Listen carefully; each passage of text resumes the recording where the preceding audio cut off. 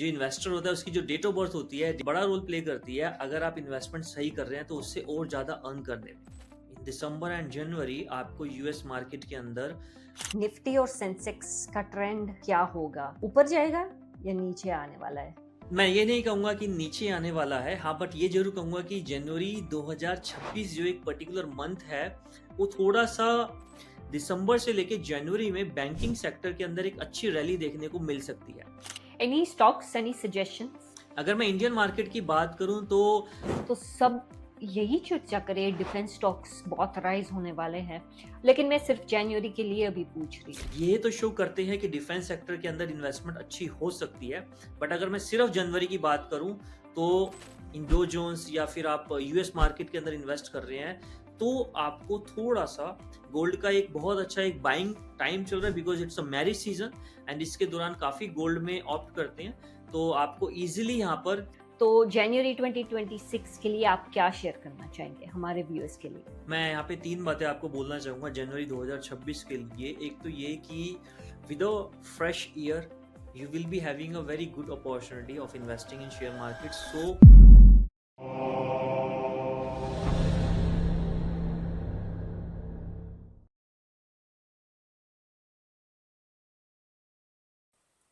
हर investor के मन में एक ही सवाल होता है, ये सही वक्त है इन्वेस्ट करने का? कुछ लोग चार्ट्स देखते हैं, कुछ लोग न्यूज़ सुनते हैं और कुछ लोग अपने गट फीलिंग पर भरोसा करते हैं। जनवरी 2026 नई शुरुआत, नई उम्मीदें और नए अपॉर्चुनिटीज। आरबीआई की मॉनेटरी पॉलिसी, ग्लोबल मार्केट्स की अनसर्टेनिटी और इंडियन स्टॉक मार्केट की वॉलेटिलिटी, सब कुछ एक साथ चल रहा है। तो क्या आप तैयार हैं इस साल का पहला महीना नेविगेट करने के लिए? आज के इस स्पेशल एपिसोड में हम बात करेंगे जनवरी 2026 के स्टॉक मार्केट प्रेडिक्शंस की एक एस्ट्रोलॉजिकल लेंस से। बैंकिंग से लेकर आईटी, फार्मा से लेकर डिफेंस, हर सेक्टर पर चर्चा होगी। और इस सफर में हमारे साथ है फाइनेंशियल एस्ट्रोलॉजी के एक्सपर्ट रजत सिंघाल जी। नमस्ते, मैं हूँ श्रुति डॉक्टर और ये है इनर हैबिट। नमस्ते रजत जी, वेलकम टू इनर हैबिट। कैसे हैं आप? नमस्कार श्रुति जी, मैं बहुत बढ़िया। Very good. आज ये हमारा पॉडकास्ट जो होने वाला है वो स्टॉक मार्केट पे होने वाला है। हम फोकस करने वाले हैं जनवरी पे। अ, हमने तय किया है कि हम लोगों को जनवरी टू दिसंबर 12 मंथ्स के लिए हम उनको थोड़ा नॉलेज देंगे स्टॉक मार्केट के बारे में from an astrological point of view. मैं पहले डिस्क्लेमर डाल देती हूँ कि मैं तो डेफिनेटली कोई फाइनेंशियल एडवाइजर नहीं हूँ। तो this podcast is for viewing. फिर वो लोगों को अगर डिसीजंस लेने तो they have to go to the financial advisor. Rajat ji, मैं थोड़ा ये पॉडकास्ट का स्ट्रक्चर एक्सप्लेन कर देती हूँ हमारे ऑडियंस के लिए। हम पहले इंडिया का स्टॉक मार्केट देखेंगे, that is going to be a major focus. फिर हम देखेंगे यूएस का, जो थोड़ा बहुत हमने क्वेश्चंस रखे हैं फॉर मार्केट प्रेडिक्शंस। तो पहले तो मैंने तो बहुत टाइम ले लिया, but welcome to inner habit. Inner habit के सभी जो दर्शक हैं, ऑडियंस हैं, उनको मेरी तरफ से बहुत बहुत नमस्कार। एंड देखिए, ये सब्जेक्ट ऐसा है, जैसे आपने कहा शेयर मार्केट, तो डायरेक्टली पैसे से, इन्वेस्टमेंट से रिलेटेड है। एंड समटाइम होता क्या है कि हम अपनी बहुत ह्यूज कैपिटल मार्केट में इन्वेस्ट करते हैं with a very high expectation. So obviously I am also not एक जो I might not be a right person to guide you for your investment, हाँ, बट ये नजरिया एंड जो भी आपके डाउट्स होते हैं वो ऑब्वियसली मैं ज्यादा से ज्यादा क्लियर करने की कोशिश करूंगा। But before investing in share market, आप अपना रिस्क एंड प्रॉफिट जो भी आपको यहाँ से अर्न करना है उसकी कैलकुलेशन जरूर किसी एक्सपर्ट, लोकल एक्सपर्ट या जिसको भी आप सही मानते हैं उससे जरूर करनी चाहिए। जी, बात सही कही आपने। एंड ऑब्वियसली जो एस्ट्रोलॉजी होती है, जो इन्वेस्टर होता है, उसकी जो डेट ऑफ बर्थ होती है, डेट ऑफ बर्थ बहुत एक ह्यूज एक रोल प्ले करती है, बहुत बड़ा रोल प्ले करती है अगर आप इन्वेस्टमेंट सही कर रहे हैं तो उससे और ज्यादा अर्न करने में। तो उसी फैक्टर को हम इसमें कंसीडर करेंगे। तो पहले हम देखते हैं जनवरी 2026 ओवरऑल जनवरी 2026 में निफ्टी और सेंसेक्स का ट्रेंड क्या होगा? ऊपर जाएगा या नीचे आने वाला है? मैं ये नहीं कहूँगा कि नीचे आने वाला है, हाँ, बट ये ज़रूर कहूँगा कि जनवरी 2026 जो एक पर्टिकुलर मंथ है, वो थोड़ा-सा एक हाई फ्लक्चुएशन वाला मंथ रहेगा। उसके रीज़न 3 फैक्टर्स हैं, जो ग्लोबल मीटिंग्स हैं। अगर मैं इंडिया की बात करूँ तो दिसंबर फर्स्ट वीक में अराउंड 3rd ऑफ दिसंबर से 5th ऑफ दिसंबर के बीच में आरबीआई की मॉनेटरी पॉलिसी आ रही है, जिसमें रेपो रेट को कंसीडर किया जाता है। एंड इसके बाद में अगर मैं जनवरी की बात करूं तो 24th ऑफ जनवरी से लेके 28th ऑफ जनवरी के बीच में यूएस का एंड यूरोप का जो इंटरेस्ट रेट डिसीजन होता है, जो बहुत मेजर इम्पैक्ट डालता है ग्लोबल शेयर मार्केट पे, बुलियंस पे एंड पॉलिटिकल इवेंट्स पे। और जिसका सिंपली कंसेप्ट होता है इन्फ्लेशन को कंट्रोल करना, चाहे वो इंडिया हो, यूएस हो, यूरोप हो, कहीं पर भी, ताकि इकोनॉमी के साथ में जो बेनिफिट्स पॉपुलेशन को मिलना चाहिए वो मिलता रहे। तो ये बहुत मेजर डिसीजन होने वाले हैं, जिसके बेस पे ही सिर्फ जनवरी 2026 ही नहीं, this month is not only but पूरा एंटायर ईयर इन डिसीजंस पे डिपेंड करता है कि आने वाला साल कैसा रहेगा। और जहां तक मेरी एक्सपेक्टेशन है, रेपो रेट के अंदर इंक्रीमेंट तो मुझे दूर दूर तक कहीं भी पॉसिबल नहीं लग रहा। या तो ये इंटरेस्ट रेट को स्टैटिक रखा जाएगा या फिर इसे 25 बीपीएस से कट किया जाएगा, जो कि माइट बी एक फेवरेबल डिसीजन होगा शेयर मार्केट के लिए। रजत जी, मैं हमारे व्यूअर्स को बता दूं कि जब ये मीटिंग की अनाउंसमेंट होगी हम फिर से मिलने वाले हैं और 1-2 दिन के बाद हम थोड़ा रिलीज करने वाले हैं आपकी एक्सपेक्टेशंस बेस्ड ऑन जो मॉनेटरी पॉलिसीज अनाउंस होते हैं इंडिया में। यस। ओके। अग्री। और दूसरी बात मैं लोगों को बोलना चाहती हूँ कि 3 कमेंट्स, जो पहले 3 कमेंट्स, पहले 3 शेयर्स के बारे में जो कमेंट्स में लिखेंगे, ओके। वो हम फरवरी में फोरकास्ट देने वाले हैं। तो ग्रेट। जो व्यूअर्स है, आपके शेयर्स कमेंट्स में डाल दो, राइट। जो आप इन्वेस्ट करना चाहते हैं फरवरी में या सोच रहे हैं, तो डाल दो, ताकि रजत जी हमको थोड़ा उसके बारे में बता सके। बिल्कुल। तो बैंकिंग सेक्टर में इन्वेस्टमेंट सेफ रहेगा? क्या इस महीने, हम सुनते हैं सैटर्न की इम्पैक्ट डायरेक्टली लिंक्ड है बैंकिंग सेक्टर से, तो क्या होने वाला है बैंकिंग के लिए? देखिए, जब बात सैटर्न की आती है तो सैटर्न किसी भी चीज के अंदर स्टेबिलिटी को डिनोट करता है। सैटर्न उस सेक्टर के अंदर कितनी स्टेबिलिटी रहेगी उसको कंट्रोल करता है। तो अगर मैं बैंकिंग सेक्टर की बात करूं तो सैटर्न बैंकिंग सेक्टर के लिए अभी फेवरेबल है, जो सैटर्न की पोजीशन है। बट जो जुपिटर की पोजीशन है, क्योंकि Jupiter is money and banking sector is totally linked with the money, तो जुपिटर जो जेमिनी के अंदर है वो इंडिकेट करता है शॉर्ट टर्म वॉलेटिलिटी को।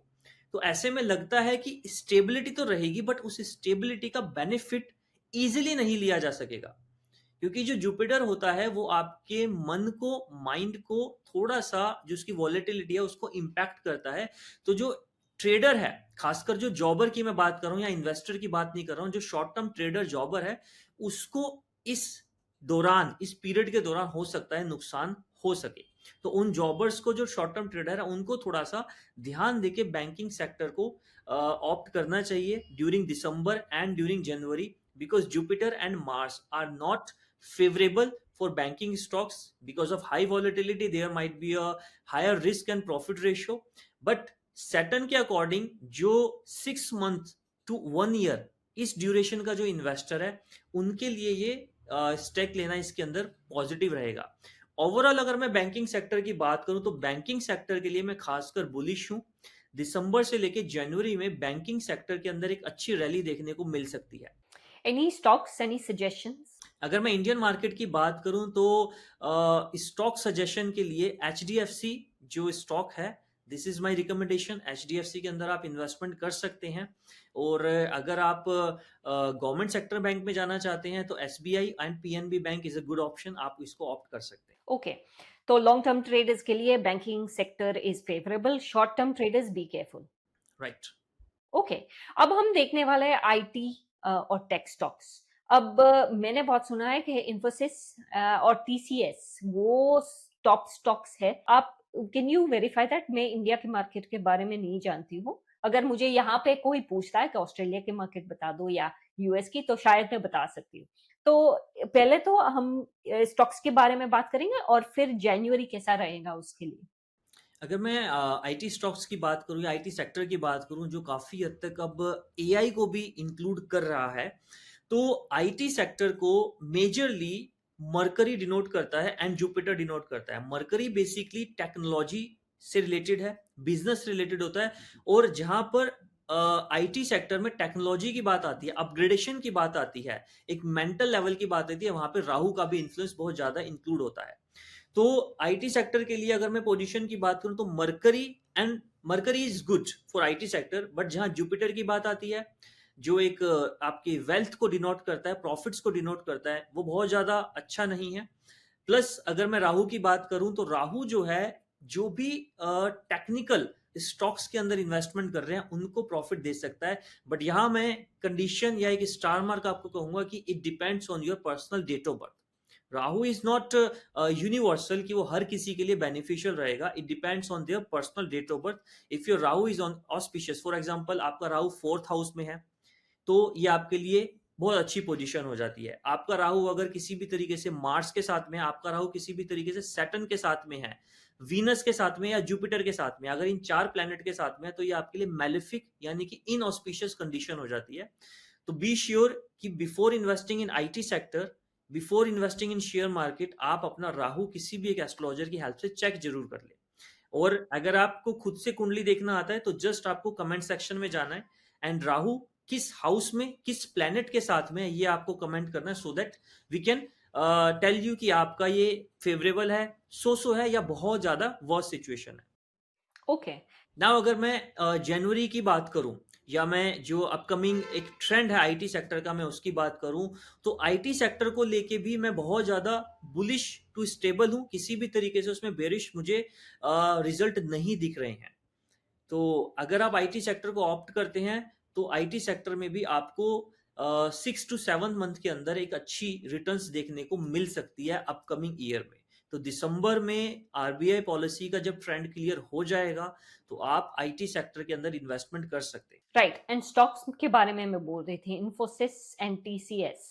देखिए, जो इंफोसिस एंड टीसीएस स्टॉक्स हैं, ये आईटी सेक्टर के बिग प्लेयर्स हैं, या मैं ये कह सकता हूं कि ये जो गिने चुने स्टॉक्स हैं ये आईटी सेक्टर को रन करते हैं। तो अगर आप एक अच्छे नॉलेज रखते हैं, मार्केट के अंदर आपको इन्वेस्ट ट्रेड करते हुए काफी टाइम हो गया है, तो आप इन स्टॉक्स का सिलेक्शन 5 to 6 मंथ्स के लिए कर सकते हैं। बट अगर आप बिगिनर हैं, आप फर्स्ट टाइम इन्वेस्ट कर रहे हैं मार्केट के अंदर, नॉट इन आईटी सेक्टर, आप मार्केट में फर्स्ट टाइम इन्वेस्ट कर रहे हैं, तो I won't suggest you to go with Infosys और विप्रो। बिकॉज नियर टाइप के अंदर जब जनवरी एंड होगा तो there might be very high fluctuation in IT sector, जिसके चलते अगर ये 5 to 10% की फ्लक्चुएशन आती है तो इन टर्म्स ऑफ रुपीज और in terms of profit that is a huge share. तो होता क्या है, जो स्मॉल इन्वेस्टर या बिगिनर होता है उसको वो प्रॉफिट डिक्रीज होते हुए, उसकी इन्वेस्टमेंट क्रंच होते हुए बहुत ज्यादा पिंच होता है, जिसके चलते वो शॉर्ट टर्म में डिसीजन लेके एग्जिट कर जाता है। सो अगर आप उस माइंडसेट के साथ में आ रहे हैं कि आप 10% का एक कैपिंग रख सकें, फ्लक्चुएशन आपका इन्वेस्टमेंट रिड्यूस होने का, देन आप इस बिग प्लेयर्स जो आईटी सेक्टर के हैं, इन्फोसिस हो गया, विप्रो हो गया, उसके अंदर इन्वेस्ट कीजिए। बिकॉज ये मार्केट को लीड करने वाले सेक्टर हैं। जब ये क्रैश होते हैं तो मार्केट को अपने साथ लेके जाते हैं, या मैं ये कह सकता हूँ यही शेयर्स मार्केट को, खासकर आईटी सेक्टर को लीड करते हैं। ओके रजत जी, मुझे एक बात जाननी है। आपने बोला फिर भी आप बुलिश है जनवरी में, तो अगर ये फ्लक्चुएशंस आ रही हो 10-15%, इट्स अ ह्यूज अमाउंट, तो वेयर इज द बुलिश? देखिए, जो मैंने आपको 10 से 15% का अमाउंट कहा, ट्रेडर के लिए तो 10 to 15% is a very huge margin. तो उनके लिए तो 10 to 15% की अगर फ्लक्चुएशन मिलती है तो they are more than happy. Because हमारा इंडिया के अंदर शेयर मार्केट में कहा जाता है कि जितना शेयर मार्केट हिलेगा, ज्यादा जितना फ्लक्चुएशन आएगा उतना कमाएगा। जो गुजराती लोग है वो ऐसा बोलता है कि जितना शेयर मार्केट हिलेगा उतना हम कमाएगा। अगर शेयर मार्केट स्टैटिक है, कोई फ्लक्चुएशन नहीं है, चाहे वो अप हो या डाउन हो, तो शेयर मार्केट के अंदर किसी का भी इंटरेस्ट नहीं रहेगा। तो आई बिलीव कि December 15 to December 30 जो एक टाइम है, यहाँ पर शेयर मार्केट थोड़ा सा स्टैटिक होएगा। इसके बाद फर्स्ट वीक ऑफ जनवरी से मार्केट के अंदर एक बहुत अच्छी फ्लक्चुएशन देखने को मिलेगी। और ये जो एक अच्छी फ्लक्चुएशन होगी जहां से 10% अराउंड एक फ्लक्चुएशन आ सकती है मार्केट में, ये जो बिगिनर या न्यू मार्केट इन्वेस्टर होते हैं उनको माइंड के अंदर फियर जनरेट कर देता है। और जब वो 10% डाउन या 10% अपसाइड को देख लेते हैं इस दौरान, वो पूरे ईयर की इमेजिनेशन उस छोटी सी फ्लक्चुएशन पे बेस करके मान लेते हैं कि 10% अगर गिरा तो ये एंटायर 2026 का ईयर इनके लिए नेगेटिव है। अगर 10% बाजार बढ़ा तो एंटायर ईयर बुलिश है। तो मैं उस माइंडसेट से लोगों को निकलने को कह रहा हूं कि वो माइंडसेट इसमें ना अप्लाई करें, क्योंकि जनवरी के दौरान ये जो फ्लक्चुएशन आएगी it can B temporary just because of जो यूरोपियन बैंक्स हैं एंड जो फेडरेशन बैंक है यूएस का एंड जो आरबीआई पॉलिसी है, इसके दौरान ये फ्लक्चुएशन आएगी। So that's why I said कि वो 8 to 10% का एक माइंड के अंदर कैपिंग जरूर लेके चले। Okay, understood. अब हम देखेंगे फार्मा सेक्टर। अब जब कोविड था तब लोग पागल हो गए थे। मुझे लग रहा है फार्मर सेक्टर में बहुत इन्वेस्ट कर रहे थे, लेकिन आज हम देखें तो आज कोविड भी नहीं है, लेकिन फार्मर सेक्टर में ग्रोथ दिखेगा जनवरी 2026 के शुरू में, क्योंकि मैंने सुना है कि एक्लिप्सिस पे बहुत इश्यूज होते हैं, फ्लक्चुएशंस बहुत ज्यादा होती है, और शायद मुझे लग रहा है जनवरी या फरवरी में कोई फ्लक्चुएशन है। हम जनवरी के बारे में बात करें तो मुझे ये नहीं पता exactly when the eclipse axis है और उसका असर क्या होता है। देखिए, वैसे तो इंडिया के अंदर जो 14 जनवरी से लेके 16 जनवरी तक का 2 से 3 दिन का टाइम होता है, सन की मूवमेंट के लिए बहुत ज्यादा इंपॉर्टेंट होता है, क्योंकि इस दौरान मकर संक्रांति, लोहड़ी का फेस्टिवल, पोंगल एंड बहुत सारे ऐसे फेस्टिवल आते हैं जो सारे इसके सारे सन की मूवमेंट को रिप्रेजेंट करते हैं। एंड खास बात यह है कि सूर्य जो है इस दिन से दक्षिणायन से उत्तरायण हो जाता है, जो अपने आप में सूर्य की एक ऑस्पिशियस कंडीशन को डिपेंड करता है। जो पोष का महीना खत्म हो जाता है तो सूर्य वहां से जो है अपने आप को ये कह सकते हैं कि जो उस पे एक ग्रहण लगता है या जो वो एक इनऑस्पिशियस डिफिकल्ट फेज में होता है वहां से उभर जाता है और उत्तरायण हो जाता है। एंड जो फार्मा सेक्टर की अगर मैं बात करूं तो वहां पर सन की, सूर्य की बहुत इंपॉर्टेंट भूमिका रहती है। तो अगर मैं जनवरी को 2 पार्ट में डिवाइड कर दूं, first half and second half, तो आई एम वेरी वेरी मतलब positive for pharma sector after Makar Sankranti. तो it can be very good phase for pharma sector. और साथ में अगर मैं फार्मा की बात करूं तो जो शनि होता है वो भी दवाइयों का, मेडिसिन का कारक होता है। तो सैटर्न जो है वो भी फार्मा सेक्टर के लिए पॉजिटिव है। तो ये दोनों ही सेक्टर जो हैं, दोनों ही प्लैनेट जो एक ऐसी कंडीशन बना रहे हैं, हालांकि सैटर्न एंड शनि आपस में एनिमी प्लैनेट है, बट दोनों ही फार्मा के लिए इंपॉर्टेंट होते हैं। और बाय चांस दोनों ही इस टाइम के दौरान एक अपने अच्छे फेज की तरफ टर्न कर रहे हैं, तो might be there is a very good sign of investment in pharma sector. Sir, you say might be. What can we expect? Do you feel that people should wait just for January just to see how it goes? Is that what you're? Shruti ji, share market totally depends on expectation. Share market में हमेशा कहा जाता है जब event घटित हो जाती है, इवेंट आ जाती है, तो शेयर मार्केट इतना ज्यादा आपको रिजल्ट नहीं देगी। उस शेयर इवेंट की एक्सपेक्टेशन से मार्केट में जो है ट्रेंड बनना स्टार्ट हो जाते हैं। तो मैंने जो माइट वर्ड यूज किया, that represent upcoming meetings on 25th and 26th and 27th of January. But if you are waiting for the result of those meeting, तो आप जो एक अच्छी जंप है मार्केट की 10 to 15% की, शायद उसका 5% ही गेन कर पाए। बट अगर आप उसको एक्सपेक्ट करके, एनालाइज करके इन्वेस्ट कर रहे हैं, जो एक ट्रेडर या जॉबर करता है, जो हाई रिस्क टेकिंग होता है, वो उस 10 to 12% को पूरे मार्जिन को एब्जॉर्व कर जाता है। बट जो एक इन्वेस्टर होता है, अगर वो वेट करेगा तो ऑब्वियसली उसका रिस्क रेशियो उतना ही कम होगा, क्योंकि वो रिजल्ट को देख चुका होगा, बट उसे गेन भी फिर 4 to 5% का ही मिलेगा। तो अगर आप एक हाई रिवॉर्ड रेशियो चाहते हैं, then you have to take high risk, and if you want to be conservative, आपको रिजर्व एक सेफ प्ले करना है, then you should invest after 25th of January। Got it.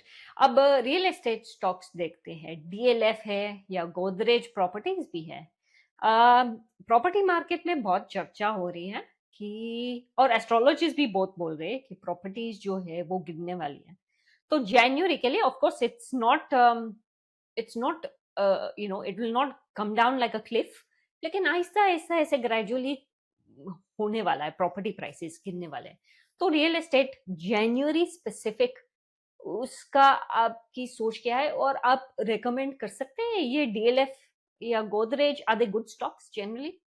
मैं हमेशा कहता हूं कि रियल एस्टेट में इन्वेस्ट करना और उनकी स्टॉक्स में इन्वेस्ट करना दोनों डिफरेंट है, टोटली डिफरेंट है।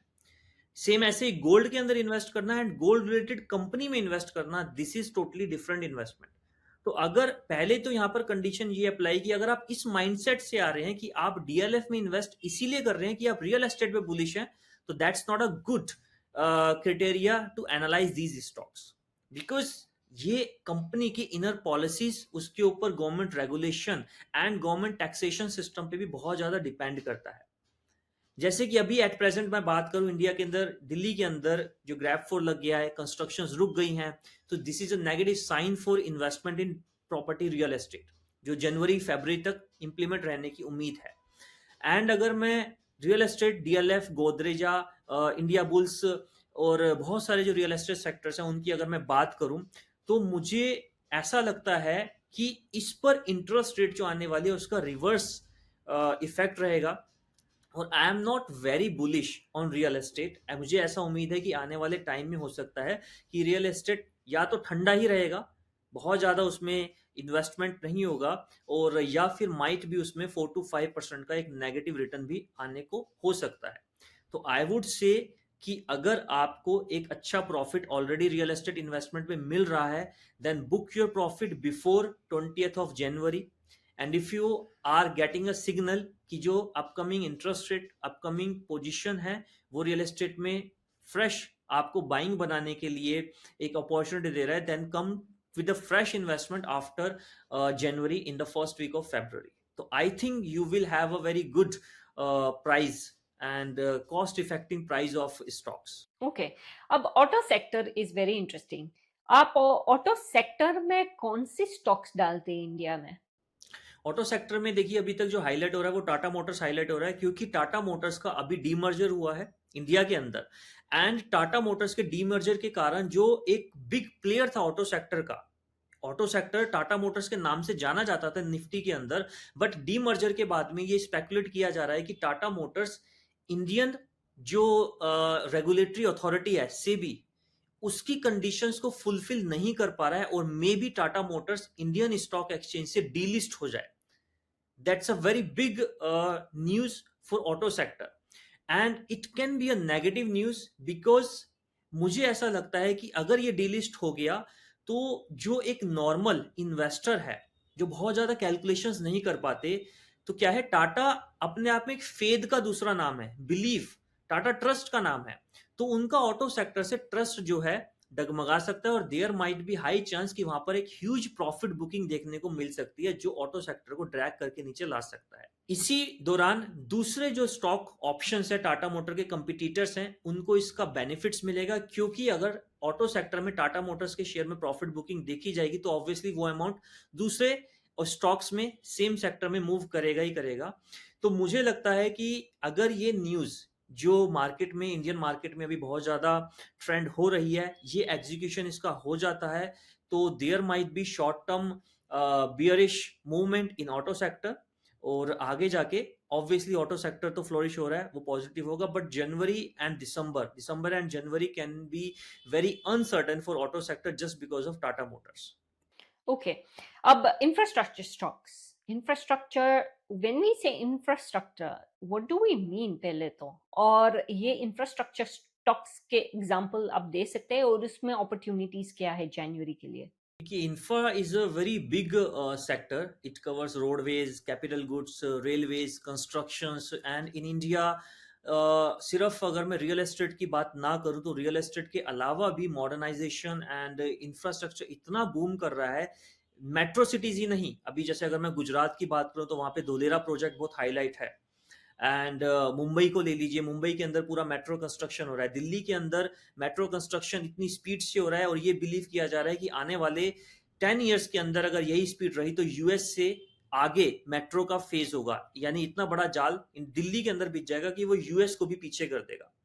तो इंफ्रास्ट्रक्चर जो है बहुत ह्यूज स्केल पे and with a very positive growth rate के साथ में इंफ्रा बढ़ रहा है। तो एंड अगर मैं एस्ट्रोलॉजिकल प्लैनेट्स की बात करूं तो जुपिटर, मार्स एंड सैटर्न, ये तीन प्लैनेट जो है इंफ्रास्ट्रक्चर को सपोर्ट करते हैं। Saturn long term infra project के लिए मुझे बहुत ज्यादा सपोर्टिंग लग रहा है। हालांकि जुपिटर जो अभी पुनर्वसु नक्षत्र में 12 से 14 जनवरी के आसपास शिफ्ट करेगा, तो 12 से 14 जनवरी के बाद वहां पर हमें पुनर्वसु नक्षत्र इंफ्रा के लिए, जुपिटर के लिए बहुत फेवरेबल है, तो वहां से तो पॉजिटिव हो जाएगा, बट उससे पहले जुपिटर जो है बहुत ज्यादा पॉजिटिव नहीं है। तो इसीलिए मुझे लग रहा है कि इंफ्रा में तो मैं बहुत ज्यादा बुलिश हूँ, बट वो जो बुलिश का एक इफेक्ट देखने को मिलेगा वो माइट बी फर्स्ट हाफ के बाद ही मिलेगा, जनवरी। FMCG sector is a very big sector as well, investment के लिए, and a lot of people generally invest in that sector quite a lot. So we know that inflation is a sticky point everywhere, not only in India, across the world. तो जनवरी के लिए क्या FMCG sector stable रहेगा inflation के बावजूद? देखिए, stable की बात मुझे नहीं लगती है एफएमसीजी सेक्टर में, क्योंकि इंडिया के अंदर एट प्रेजेंट क्या है, इनपुट कॉस्ट प्रेशर, ये एफएमसीजी सेक्टर को बहुत ज़्यादा देखने को मिल रहा है। एंड आई बिलीव पर्सनली कि between 6th of January to 25th of January, ये जनवरी का जो मेजर पीरियड है, ये प्रेशर और बढ़ेगा। एंड ये प्रेशर रिलीज होगा, या ये प्रेशर जो है मतलब एक माइंडसेट जो प्रिपेयर होगा एफएमसीजी कंपनी का, वो 26th of January के बाद ही हो पाएगा। तो आई बिलीव कि बिफोर ये US policy and federal policy, India के अंदर एफएमसीजी सेक्टर पे बहुत प्रेशर रहेगा। एंड इसका जो दूसरा इम्पैक्ट ये भी आ रहा है कि अभी एफएमसीजी सेक्टर में जितना भी एक्सपोर्ट है, मेजर एक्सपोर्ट जो है, वो just because of Trump and Russian Putin and ये चाइना, ये जो एक कोल्ड वॉर सी चल रही है, इसको लेके भी एफएमसीजी सेक्टर पे बहुत ज्यादा प्रेशर है। तो हालांकि अभी कुछ रिलीज हुआ है यूएस की तरफ से इंडिया पे, बट साथ ही साथ उन्होंने कंडीशन अभी रख ली है कि अगर हम रशिया से ऑयल को इंपोर्ट कर रहे हैं, तो ऑयल के ऊपर यूएस जैसी कंट्री 500% तक टैरिफ लगा रही हैं, जो इनपुट कॉस्ट को बहुत ज्यादा राइज कर देगा। Then there might be a very big challenge for FMCG sector. Okay, so still need to be careful for the next month. Yes, so I will not suggest to invest in FMCG sector in January. If you are having previous investment, already investments, then keep them investment. उसके अंदर कोई भी आपको changes करने की जरूरत नहीं है, but fresh investment I won't suggest in January. Oh, got it. अब डिफेंस स्टॉक्स देखते हैं, जैसे हमारे पास हेल है, HAL, या भारत डायनामिक्स भी है। तो जनवरी में हमको ये डिफेंस स्टॉक्स में इन्वेस्ट करना चाहिए? अभी तो अगर आप सुनते हैं यूट्यूब पे, तो सब यही चर्चा करे, डिफेंस स्टॉक्स बहुत राइज होने वाले हैं, लेकिन मैं सिर्फ जनवरी के लिए अभी पूछ रही हूँ। देखिए, मार्स जो है सजिटेरियस में 6th of January का एंटर करेगा, and Mars represent military equipments, aerospace activation, इन सब चीजों को मार्स रिप्रेजेंट करता है, जो कि उम्मीद है कि मार्स का सजिटेरियस में आने के बाद में ये एक्टिविटीज और बढ़ेंगी। मैं डायरेक्टली ये नहीं कह रहा कि there will be a situation of direct war, there will be a situation of world war, जो कि अभी दोबारा से ये एक्टिवेट हो गया है पुतिन और ये रशिया एंड यूक्रेन के बीच में अभी रिसेंटली। बट ऐसा जरूर है कि जिस भी चीज को है वो थोड़ा सा उसमें एक्सेलरेशन जरूर आएगा, वो चीजें बढ़ेंगी 6th of January के बाद। तो जब भी ऐसी अनसर्टनी बढ़ती है, तो डिफेंस स्टॉक के अंदर एक मेंटेलिटी हमारी चेंज होती है कि भाई इनके अंदर बाइंग परचेजिंग ज्यादा आएगी, कंट्रीज के बीच में ट्रेड होएगा, तो शायद डिफेंस स्टॉक अपसाइड मूवमेंट दिखा सके। तो ऑब्वियसली वो 6th of January के बाद देखने को मिलेगा। एंड मार्स जो है मूल नक्षत्र में, वो 21st of January तक रहेगा। तो 6th January से लेके 21st January के बीच में एस्ट्रोलॉजिकली मार्स की पोजीशन के अकॉर्डिंग ये फेज आ रहा है कि वहां पर आपको एक short term rally, upside rally देखने को मिल सकती है। एंड राहु की सिचुएशन ऐसी है कि राहु जो है जब तक ये पैसेज में होगा, तो ग्लोबल लेवल पे जो है जियोपॉलिटिकल एक अनसर्टेनिटी बनी रहेगी, जो कि हाई रहेगी। तो ये सारे फैक्टर ये तो शो करते हैं कि डिफेंस सेक्टर के अंदर इन्वेस्टमेंट अच्छी हो सकती है। बट अगर मैं सिर्फ जनवरी की बात करूं, तो मैं जो जनवरी का एक मिड पॉइंट है 6th January से लेके 21st January तक, ये मैं स्टॉक डिफेंस स्टॉक सेक्टर के लिए एक अच्छा टाइम मानता हूं। So long term is also favorable and short term 6th to 20th is also favorable. अगर किसी को 15 से 20 दिन का ट्रेड लेना है तो 6 जनवरी से लेके 21 जनवरी के बीच का टाइम डिफेंस सेक्टर के लिए अच्छा है। बाकी अगर मैं लॉन्ग टर्म की बात करूं तो ओवरऑल 2026 डिफेंस सेक्टर के लिए मुझे बहुत पॉजिटिव लगता है। अच्छा, मेरे पास कुछ अलग क्वेश्चन है। अभी तो हम दिसंबर में आ रहे हैं, तो दिसंबर में अभी हाई है, या डू वी एक्सपेक्ट कि दिसंबर में थोड़ा डाउनवर्ड फ्लक्चुएशन होगा? क्योंकि लोग क्या करेंगे, लोग तो ले लेंगे दिसंबर में ही स्टॉक, क्योंकि जनवरी में हाई होने वाला है। That is the thought, mental pattern वैसे ही चलता है। तो for those people who plan to even buy in December, their expectation is, Rajat ji ने बोला तो शायद होगा, so what is your thinking about that? अगर मैं आपको जनवरी के स्टॉक्स में, अगर आप दिसंबर में कोई डिसीजन लेना चाहते हैं तो अवॉइड टेकिंग डिसीजन 28 दिसंबर से लेके 8th ऑफ जनवरी के बीच में। 28th ऑफ दिसंबर से लेके 8 जनवरी के बीच में कोई भी डिसीजन मत लीजिए मार्केट में। मरकरी रेट्रोगेट रहेगा तो मार्केट के अंदर वॉलेटिलिटी मिलेगी, आपको बहुत ज्यादा हाई वहां पे फ्लक्चुएशन मिल सकती है। After 9th of January clarity will return in the market and you can make an investment. So keep your cash ready. You will be having good opportunity of investment. ऐसा नहीं है कि आप ये सोचें कि नया साल आ गया, कुछ ना कुछ लेना ही है।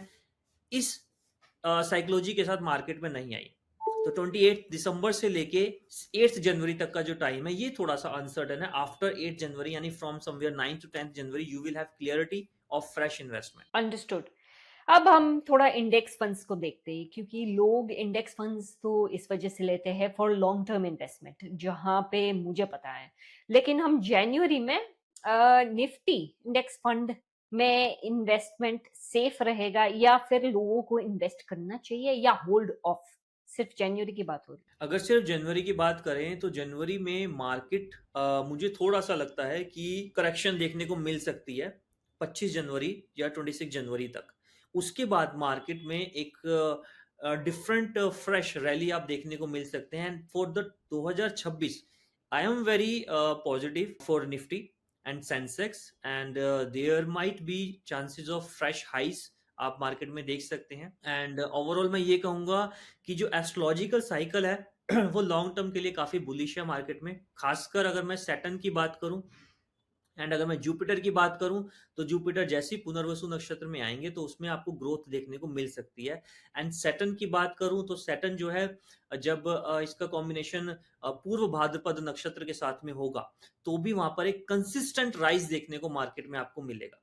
तो overall market is very good and there are very positive signs in 2026।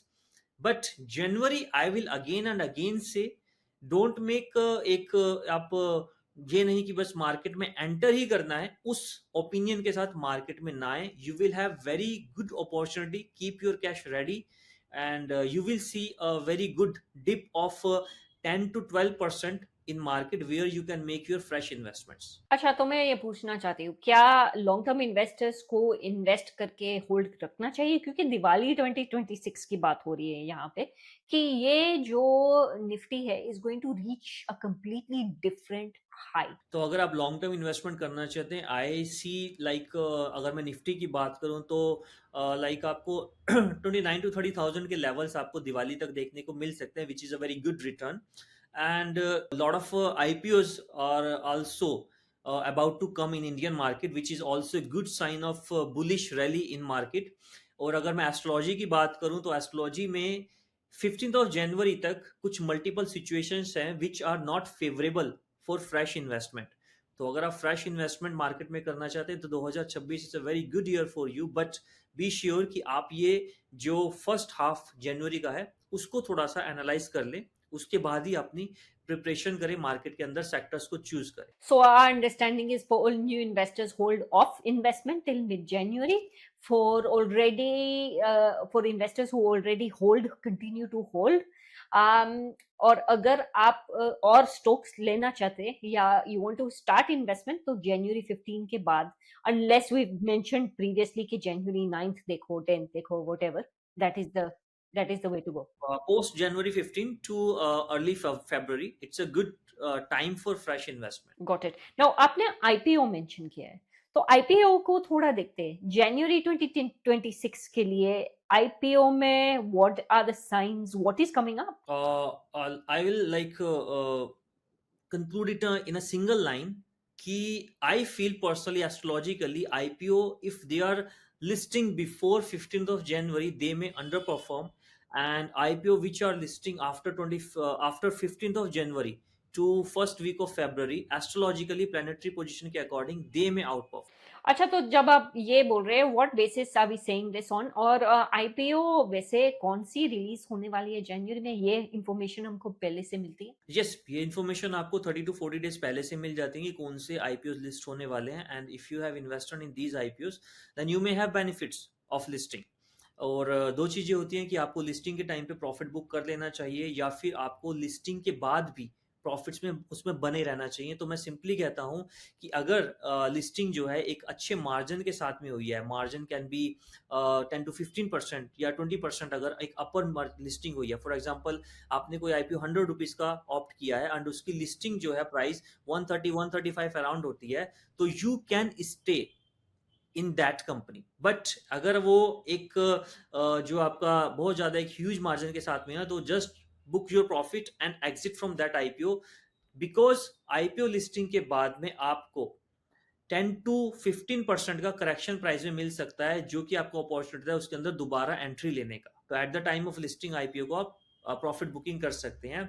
और जो एक आपने कहा कि किस बेसिस पे ये 15th ऑफ जनवरी से बिफोर एंड आफ्टर का ये फेज है, that's totally depend on Jupiter. तो Jupiter is not strong until 14th of January. So this is the basic criteria कि आपको कब इन्वेस्ट करना चाहिए मार्केट के अंदर। And Mercury is also time deciding planet कि आपको मार्केट में कब एंट्री लेना चाहिए, that depends on Mercury's position. Mercury is not good till 8th of January. Understood. अब हम कंक्लूड करते हैं इंडिया का स्टॉक्स के बारे में। अब हम देखने वाले हैं यूएस मार्केट, और हम ये ओवरऑल प्रेडिक्शंस देखने वाले हैं, क्योंकि I guess you need a lot more knowledge in US stocks, और बहुत कुछ होने वाला है जनवरी में। तो ओवरऑल हम मार्केट देख लेते हैं। S&P 500 ETF जनवरी 2026 के लिए SIP शुरू करना चाहिए या वेट करे बेटर है? इन यूएस मार्केट, जी। यूएस मार्केट में देखिए, अगर मैं एस आई पीज की बात करूं तो एस आई पीज में I never ask anybody to wait.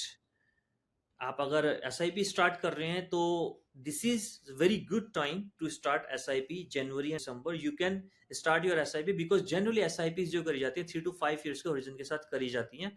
सो अगर आप उतना लॉन्ग टर्म के लिए एक रेगुलर कंसिस्टेंट इन्वेस्टमेंट कर रहे हैं तो this is a very good time to start. But if you are investing huge amount in one shot in Dow Jones, या फिर आप यूएस मार्केट के अंदर इन्वेस्ट कर रहे हैं, तो आपको थोड़ा सा पोज लेना चाहिए। आई विल रिकमेंड कि at current level where I have seen recent correction from 48,000 levels to 45,000 level in Dow Jones recently in few days. तो मुझे ऐसा लगता है कि यहाँ से आपको 40,000 तक के 40 to 41,000 तक के लेवल्स देखने को मिल सकते हैं। तो put your 20 to 25% of entire capital now and keep 60 to 40% capital आप अपने साथ रखिए। आपको एक अच्छे रेट्स कमिंग 1 मंथ के अंदर दिसंबर में ही आपको हो सकता है मिल जाए। अब मैं जनवरी 2026 ओवरऑल ट्रेंड कैसा रहेगा? आप वो बोल रहे हैं कि hold on to your cash, right. तो ऊपर जाएगा या आपको क्रैश लग रहा है? क्योंकि we are waiting for monetary policies also in January. I see temporary correction in market up to 10%, and that is very soon. In December and January आपको यूएस मार्केट के अंदर 10% तक का करेक्शन आई अज्यूम को देखने को मिल सकता है, एंड आई बिलीव कि वहां पर 41 to 40,000 के लेवल्स डो जोन्स में देखने को मिल सकते हैं। एट प्रेजेंट जो 46,000 पर है। इंडेक्स फंड्स के बारे में आपने रिसर्च किया हुआ है यूएस में? देखिए, एज सर इंडेक्स फंड को नहीं, मैं सिर्फ वहां पर जो है जो इंडेक्स है सिर्फ उसी को देखता हूं। मैं पर्टिकुलर स्टॉक्स या पर्टिकुलर फंड्स के बारे में यूएस में आपको मैं नहीं बता पाऊंगा। बहुत अच्छा। ओके, अब हम टेक सेक्टर में देखते हैं, एनवीडिया या माइक्रोसॉफ्ट। अब एनवीडिया की बात कर लेते हैं। ये I think the last 24 to 48 hours news में आया है कि all the top notch investors in Nvidia have taken their cash, they've taken their profits, and they are out of Nvidia. And I'm not talking small pennies, I'm talking about millions of dollars here. we've got big players who have exited Nvidia because I think they're saying it's overpriced. तो आपके mind में what is your prediction saying from an astrological point of view? क्योंकि आज ही फिर Nvidia has put out a notice that they have made huge profits. तो अब confusion बहुत है market में. Is Nvidia good? क्योंकि जो top shots है वो तो पैसे निकाल रहे Nvidia से. देखिए, जो आईटी सेक्टर की बात करूं, आपने माइक्रोसॉफ्ट बोला, एनविडिया बोला आपने, ये जो स्टॉक्स हैं ये एक तरह से लीडर्स हैं। और चाहे आप मार्केट की बात कर लीजिए या फिर इन स्टॉक्स की बात कर लीजिए, एक ही बात हो जाती है। जैसे लाइक इंडिया की अगर मैं बात करूं, इन्फोसिस, टीसीएस, विप्रो, तो ये सेक्टर्स जो हैं एस्ट्रोलॉजिकली राहु से बहुत ज़्यादा इन्फ्लुएंस रहते हैं। और अगर मैं एंटायर 2026 की बात करूं तो राहु के अंदर कोई भी प्लैनेटरी ट्रांजिट नहीं है इस तरीके का। तो अगर मैं सिचुएशंस की बात करूं तो सारा 2026 जो मुझे लगता है वो आईटी सेक्टर के लिए ओवरऑल एक सेम सा ही रहने वाला है, जहां पर मैं बहुत ज्यादा ये नहीं कह रहा कि आईटी सेक्टर एक मार्वलस ग्रोथ कर जाएगा, ठीक है। और इसके अलावा अगर मैं टाइम होरिजन की बात करूं तो मुझे ऐसा लगता है कि जो ईयर का मिड है that is around 29th of May से लेके 6th ऑफ जुलाई तक, ये जो साल है ये आईटी सेक्टर के लिए चैलेंजिंग रहेगा, ज्यादा चैलेंजिंग रहेगा। बाकी जो मुझे लगता है आईटी सेक्टर के लिए ओवरऑल एक एक हैंडसम रिटर्न दे सकता है, अच्छा रिटर्न दे सकता है। क्योंकि ये जो एक राहु का जिसे हम नक्षत्र कंसलेशन का ट्रांजिट कहते हैं, तो वो ट्रांजिट होने वाला है पूर्व भाद्रपद नक्षत्र में, जो उसके जो 24 फरवरी से उसमें स्टार्ट हो जाएगा, जो मई 2000 में, और ये जुलाई के अंदर ये थोड़ा सा डिफिकल्ट रहेगा इन्वेस्टर्स के लिए। तो ये थोड़ा सा देखने वाली बात है कि इसके दौरान अगर आप इन्वेस्टर उसके अंदर फ्रेश कर रहे हैं या बने हुए हैं तो वहां पर थोड़ा सा आपको ध्यान देने वाली बात है। पर्सनली जो आपने कहा एनवीडिया वाला, अनफॉर्चुनेटली वो न्यूज मैंने अभी नहीं देखा है, तो उसके लिए पर्सनली मैं आपको नहीं बता पाऊंगा कि उसका क्या इम्पैक्ट रहेगा। प्लैनेटरी मैंने आपको बता दिया कि आईटी सेक्टर के अंदर किस तरीके से क्या देखने को मिल सकता है। जी, आप मुझे नहीं बता सकते क्योंकि आज ही रिलीज हुआ है। So all this news has just come out और मैं पढ़ रही थी आज सुबह ही कि एनवीडिया की जो टॉप नॉचेस, टॉप बॉसेस है, वो लोग निकाल रहे हैं। और दूसरी बात की प्रॉफिट भी हुए हैं कंपनी में, तो वो तो अभी अभी 1 आवर और सो बैक निकला हुआ है। तो ये है कि राहु जो है 5 दिसंबर को एक बहुत मेजर चेंज राहु में आने वाला है। तो जो दिसंबर 2026 का मंथ है that will be a very drastic, very huge change in share market. You're talking of 12 months ahead. Yes, after 12 months from now. तो that will be very, I can say that 2026 का जो and होगा that can be a historical change in share market. Is that for positive or negative? I believe it can be a high fluctuation and ये negative side मुझे ज़्यादा लगता है। Can be a major correction as well if I make a headline. So it can be a major correction, maybe similar to kind of we have seen during COVIDs, we have seen during historical correction like 20 to 25%. Okay. हम तो वैसे भी जनवरी के लिए predictions करें तो we will take 1 month as it comes, क्योंकि circumstances also play a part. जो भी वर्ल्ड में चल रहा है वो तो स्टॉक मार्केट को इम्पैक्ट करता है month on month. I think from my end these are the only questions I had. अगर आपके पास कोई भी सवाल या कोई भी इंफॉर्मेशन है तो जनवरी 2026 के लिए आप क्या शेयर करना चाहेंगे हमारे व्यूअर्स के लिए? मैं यहाँ पे 3 बातें आपको बोलना चाहूंगा जनवरी 2026 के लिए। एक तो ये कि with a fresh year you will be having a very good opportunity of investing in share market. So आप कुछ भी इन्वेस्ट करें 15 जनवरी के बाद आपके पास में एक अच्छी अमाउंट होनी चाहिए मार्केट में डालने के लिए। नंबर 2, आप अगर 28 ऑफ दिसंबर से लेके 8 जनवरी के बीच में इन्वेस्ट कर रहे हैं तो that should be long term investment, not a short term investment, because it can give you losses. Number 3, last, अगर आप रियल एस्टेट के अंदर इन्वेस्टमेंट कर रहे हैं तो भी वो मार्केट इन्वेस्टमेंट आपकी वो होनी चाहिए जिसको आप 3 to 4 years के लिए मार्केट में होल्ड कर सकें।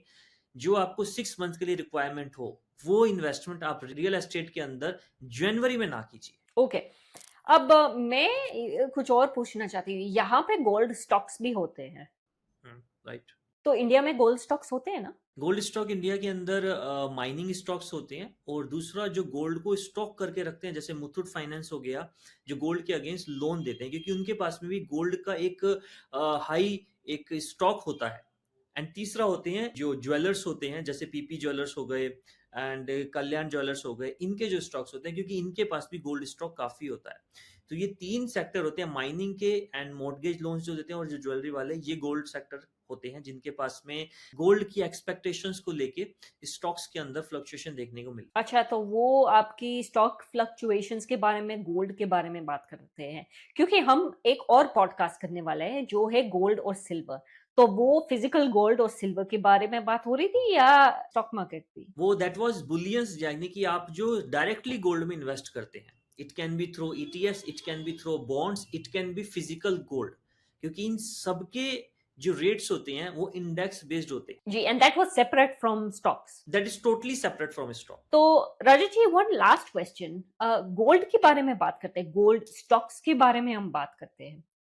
जस्ट फॉर व्यूअर्स इंफॉर्मेशन, अगर आप बुलियन या फिर फिजिकल गोल्ड के बारे में जानना चाहते हैं तो रजत जी और मैं एक दूसरा पॉडकास्ट रिकॉर्ड करने वाले हैं, लेकिन ये सिर्फ गोल्ड स्टॉक्स के लिए हम बात करने वाले हैं, तो उसके बारे में आप थोड़ा बता सकते हैं हमको? देखिए, अगर मैं इंडियन मार्केट की गोल्ड की बात करूं, गोल्ड बेसिकली कॉमेक्स पे, जो लंदन मेटल एक्सचेंज है, वहां पर ट्रेड होता है, जहां पर ऑन्स के प्राइस में गोल्ड मिलता है, विच इज अराउंड 41,000 से लेके 4100 के बीच में वो प्राइस रहता है। इंडियन मार्केट के अंदर गोल्ड रिसेंटली बहुत ज्यादा हाई प्राइस पे गए हैं। रिसेंटली उसने 1,32,000 एंड आई गेस समवेयर 3,300, यानी 1,32,300 का कुछ रेट टच किया है, which is a 24 carat rate. But recently gold में क्या ट्रेंड आया है कि गोल्ड जो है 1,25,000 हायर साइड पे एंड बॉटम साइड पे 1,18,000, ये जो इसका 7 to 8,000 का एक कैपिंग है, हायर साइड पे 1,26,000 एंड लोअर साइड पे 1,17,18,000, यहाँ ये 8,000 के मार्जिन के बीच में ट्रेड कर रहा है from last around 20 to 25 days. And यहाँ पर जब भी गोल्ड या किसी भी सेगमेंट के अंदर ऐसी ट्रेडिंग देखने को मिलती है, तो हम कहते हैं यहाँ पर स्टॉक या गोल्ड या वो पर्टिकुलर स्क्रिप्ट अनसर्टेन हो चुकी है, और वहां पर एक पोजीशंस क्रिएट हो रही हैं। एंड मुझे ऐसा लगता है, अकॉर्डिंग टू जुपिटर्स, जो मैं गोल्ड को डायरेक्ट रूल करता है, मुझे ऐसा लगता है ये जो सेगमेंट है, इसके दौरान 15 जनवरी तक ये यहीं पर ही मूव करेगा, इरिस्पेक्टिव कोई बहुत ह्यूज पॉलिटिकल या फिर कोई जियोग्राफिकल इवेंट्स आ जाती है, तो जिसकी संभावना मुझे एट प्रेजेंट नहीं लग रही है। बट इसके बाद आई बिलीव कि गोल्ड के अंदर जो इन्वेस्टमेंट है वो तेज हो सकती है, and you may have very handsome return in gold. तो आप बोल रहे हैं after 15th investment is good for gold, और आप बोल रहे हैं कि अगर आपने ऑलरेडी ले लिया है और बुकिंग करनी है तो 15th जनवरी के बाद? नहीं, 15 जनवरी के बाद आप गोल्ड में एक अच्छी रैली देखने को मिलेगा आपको। एंड अप टू 15 जनवरी अगर आपको गोल्ड में जो भी प्राइस इस लोअर साइड पे मिलता है, near about 1,16,000 to 1,18,000, then just make an entry in the gold around these levels. And अगर आपको मिलता है 1,28,000 या 1,25,000, वहां पर आप एग्जिट कर लीजिए या फिर शॉर्ट पोजीशन क्रिएट कर लीजिए। यानी जब भी आप 1,28,000 के आसपास आए, make a short position, and 1,17,000 के आप आसपास आए तो make a long position. But अगर आप 1 से 2 साल के लिए इन्वेस्ट करना चाहते हैं, तो आपको ये रेट्स अच्छे हैं, आप इस रेट पे एंट्री ले सकते हैं। These are very good rates. Don't wait for 15 January, don't wait for any future time. तो अगर किसी को बुकिंग करना हो तो वो कब करे? You can invest right now. और आपको 1,18,000 या 19,000 का रेट इंडियन मार्केट में मिल जाएगा, जो एट प्रेजेंट अभी 1,23,000 पे चल रहा है। यहाँ से आपको 4-5 हजार का एक लोअर साइड का रेट मिल जाएगा। और इंडिया के अंदर तो अभी गोल्ड का एक बहुत अच्छा एक बाइंग टाइम चल रहा है, because it's a marriage season, and इसके दौरान काफी गोल्ड में ऑप्ट करते हैं। तो आपको इजीली यहाँ पर 3-4 हजार का अप एंड डाउन देखने को मिल सकता है। तो जहां भी आपको रेट अच्छे मिले, आप वहां पर गोल्ड बुक कर सकते ओके, और अगर किसी को बेचना हो तो they have to wait for the rally ना? हैं। आई वोंट सजेस्ट कि आप गोल्ड के अंदर अभी एग्जिट लीजिए। There is a huge potential. आप अगर already gold, whether it is in like brick form, jewellery form, electronic form, just hold that gold. आप गोल्ड को होल्ड करके रखिए। और अगर सिल्वर है, तो आई विल से कि silver has more potential than gold. तो सिल्वर को तो आप जरूर होल्ड करके रखिए, तो आप अच्छी एक रिटर्न उसमें अच्छी रैली देखने को मिल सकती for January. For January. Yes. Okay, so we close on that. Gold is such a thing where everyone in the world sees the similar fluctuations that you're talking about. Hence, I've left it for last. क्योंकि अगर मैं invest करना चाहती हूँ Australia में, I can, and based on what you are saying, if it's going to go up, it's going to go up for me, it's going to go up for the whole world. तो Rajat ji, thank you so much for your time. मुझे ये podcast बहुत अच्छा लगा. ये बहुत interesting होगा लोगों के लिए, और we have talked about shares in a bit more detail over here. Right. Thank you. Thank you so much Shruti ji. And I think ये जो आप एक सीरीज लेके आ रहे हैं जिसके अंदर हम सेक्टर्स वाइज इन्वेस्टमेंट बुलियंस की बात कर रहे हैं एंड ग्लोबल मार्केट की बात कर रहे हैं, it's a very good and very helpful for the fresh buyer, because I have seen lot of confusion जब भी कोई किसी पैसे के साथ में इस मार्केट में आता है, क्योंकि उसकी एक्सपेक्टेशन उस पैसे को बहुत मल्टीप्लाई करने की होती है. तो and whether it is Indian market and US market और even if it's Australia market, I believe कि जो पर्सन होंगे उनका माइंडसेट सेम और सेम कंफ्यूजन के साथ होगा. So this is a very good way of like telling them कि क्या उन्हें करना चाहिए. इनफैक्ट अगर कोई भी इसे एस्ट्रोलॉजिकली सीखना चाहता है तो obviously there are like courses. तो ऑब्वियसली अगर आप इसके बारे में और सीखना चाहते हैं, डिटेल में जानना चाहते हैं कि इस एस्ट्रोलॉजी को आप कैसे एक टूल बनाकर शेयर मार्केट के अंदर और ज्यादा रिटर्न गेन कर सकते हैं, तो we have a lot of courses in which we make a combination of global factors along with the astrological planet and your personal date of birth. इन तीनों को क्लब करके आप कैसे मार्केट के अंदर एक अच्छा काम कर सकते हैं. तो if you want to learn you can have by our contact details in descriptions. So आप उस पर कॉन्टैक्ट करके कोर्स कर सकते हैं. कोर्स के डिफरेंट डिफरेंट ड्यूरेशंस हैं, जो कि एक 7 सेशन से लेके 31 सेशंस तक ये कोर्स अवेलेबल है. Depending upon your time you can opt for the courses. आपका कोर्स निकल गया? Yes, our courses are live. We are already teaching share market astrology, share market मुहूर्त and your personal date of birth. इन तीनों को हम उसके अंदर बताते हैं कि आप किस तरीके से आप इसको यूज कर सकते हैं. ओके, सो फॉर एवरीवन, मैं डिस्क्रिप्शन में आपकी डिटेल्स छोड़ दूंगी. So if people want to join your courses, they can. Yes, please. Okay, thank you, Rajat ji. Thank you so much, Sudhir. Thank you.